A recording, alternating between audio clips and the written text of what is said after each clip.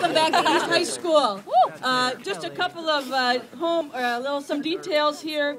After the rally, which will end at about 8:15, we'll enter the school, and at 8:19, the bell's going to ring, and at 8:24, when you are in your first period class, Reverend Jackson is going to have an announcement over the entire PA system for our entire student body.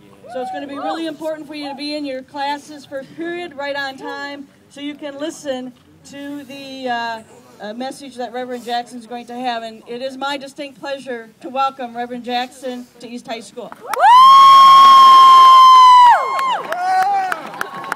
Say I am.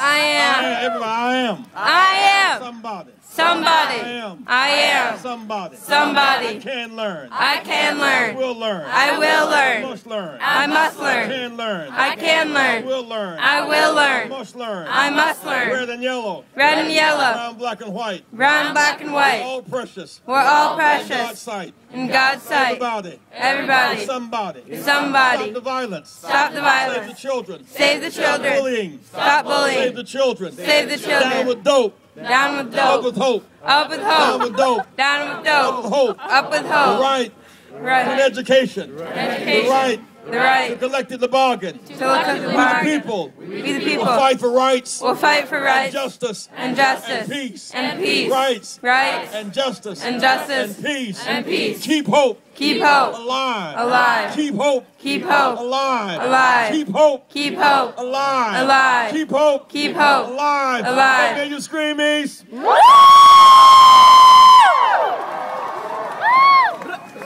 Let me say that there are several dimensions to our concern here today. Officer issue workers, teachers' rights and benefits is an issue. The right to collective the bargain. The right to close the gap between the very wealthy and those who are threatening the very poor. In the last few years, we removed the roof and wealthy by removing something called the Glass-Steagall Act, which you should study in school, where banks can lend and invest under the same roof, and they choose risky investing over lending, and they choose greed and risk over development. Then they argue that the corporation is a single person, which gives them power to make judgments on political decisions. So far, the very wealthy, they remove the roof. Then they want to crush workers' right to organize. There's a move to remove the roof for the wealthy, the floor for working people. And therefore we fight back. In the great American tradition, we fight back in the great American tradition. When students come alive, you have the awesome power to make America better. When you choose hope over dope and life over death, when you choose sacrifice over greed, when you choose your future over funerals, you have the power to make America better. We hear about Dr. King in the Montgomery boycott of 1955. He was a grad student, had not yet received his PhD. He came alive. In 1957, students in Little Rock, Arkansas, should to stand up and fight for an equally accessible, integrated school. With great risk, those students fought back. July of 1967, classmates and I, we were jailed trying to use a public library. We were able to go to school and study and protest at the same time. So as you go back to school today, you must study diligently, study in earnestness, come to school on time, and do graduate. Study diligently and work your way up using the power of your mind. Of those in jail today, 90% are high school dropouts. Of those in jail today, 80% are on a non-violent drug charge with a 75% recidivist rate. You have the right to pursue an education, fight for social justice, and have humane values at the same time. The circle in Madison may be ground zero for workers' fight for the right to organize collectively. So you go back to school today, teachers, teach what the struggle is about. Teach not just how to get a lotto hit and have an instant million. Teach not just how to be a very rich person, which you may have the right to become, but teach what your children's parents are. They are workers. They pay house notes, but they're facing home foreclosure. Teach them why they're facing record home foreclosures. Teach them why today there are 59 million Americans without health insurance and the fees are still rising. Teach them why there are 49 million Americans in poverty today who work every day and can't make ends meet.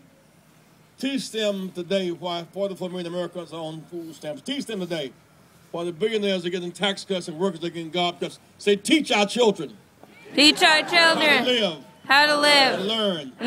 Teach them the value of work and the values of work. Teach them They have good minds. good minds. Strong character. A work ethic. Courage. And faith. Teach them to have good minds. Character. Courage. A work ethic. And faith. Teach them to make this nation a better nation. And if we turn to each other and not on each other and fight for the right, we will be a better nation.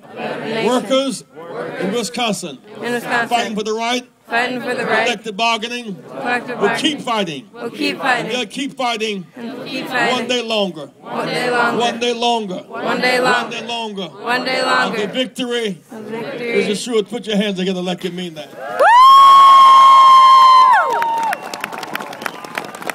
I want to do something else which is so critical to our work, and I want you to hear me real well because we've gone through the pain of Columbine and NIU and Paducah and the violence of our time.